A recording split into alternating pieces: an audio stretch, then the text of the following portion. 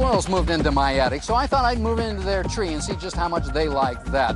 Getting rid of rodents is a difficult job when they're up there in the attic, whether it's squirrels or raccoons. One key is find out when the species you're dealing with is going to have babies and get them out before they have the babies. It's a lot easier.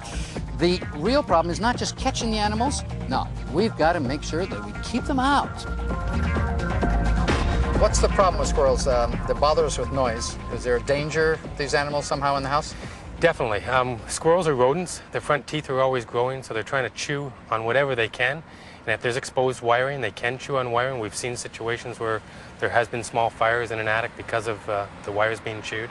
They pack down the insulation, reducing the insulating capabilities of the insulation itself. So that your heating bills are going to go up. It's going to cost you money.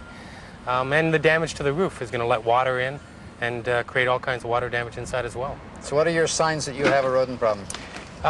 Most commonly is the noise. You're going to hear the pitter-patter on a regular basis in the attic. Seeing an animal climb up a tree day and night, or evening and morning, on its way to and from a den site is an obvious sign. Having your garbage disturbed on a regular basis, things like that are going to show you there's a lot of activity around the home, and then you should start to look for more obvious signs, such as maybe footprints up a downspout and that sort of thing.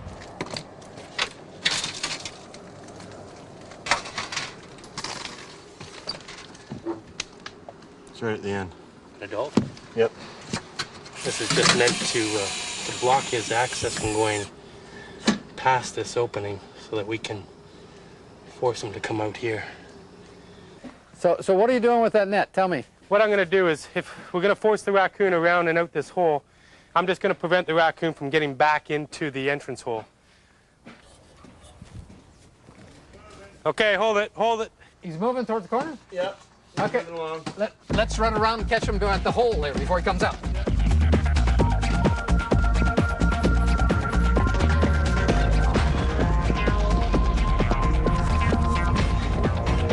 Come on. You say there's some baby? Yeah, there's babies up there.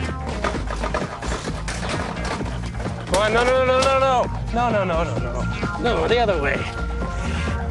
Want me to catch you? Because I will.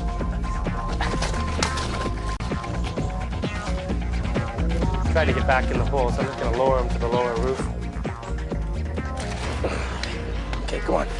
Go on, you know where to go.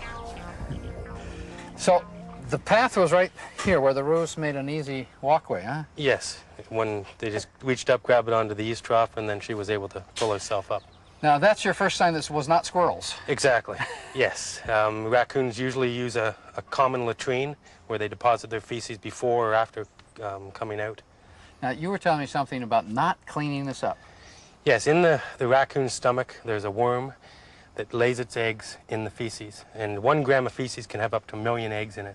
If these eggs are ingested by a human being, it can be fatal. Fatal? Fatal. There's a young boy in the States right now that's dying from this disease. It's called Balis ascaris is the name of the worm, or raccoon roundworm. So what do you do with this stuff? Well, you have to be very careful. In most cases, I usually tell the homeowner to leave it well enough alone. But if you have to clean it up... Just let it decompose over time? Yes. In fact, the eggs last forever. There's no life expectancy of the eggs. The best thing to do, if it's not going to become close to human contact, to leave it alone, like in an attic. Like, or up here. Or up here.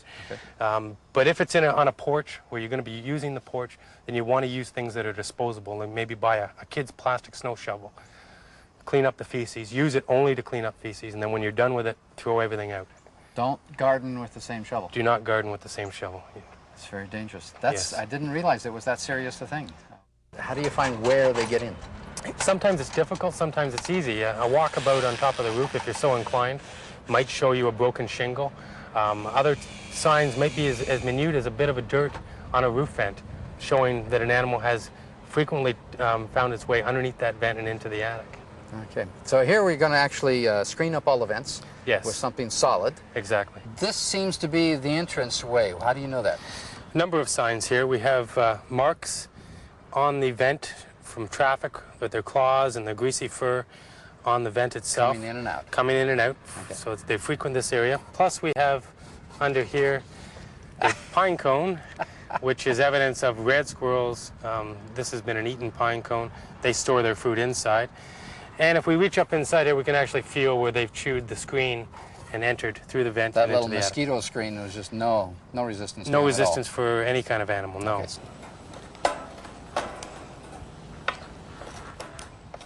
So now, why are you making this by hand like that instead of just using a commercial cap? There isn't a commercial cap available that is animal proof.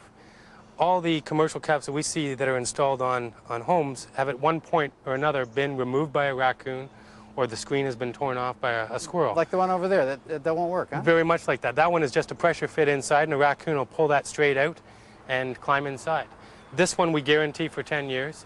I pull on it with all my might and I can't budge it.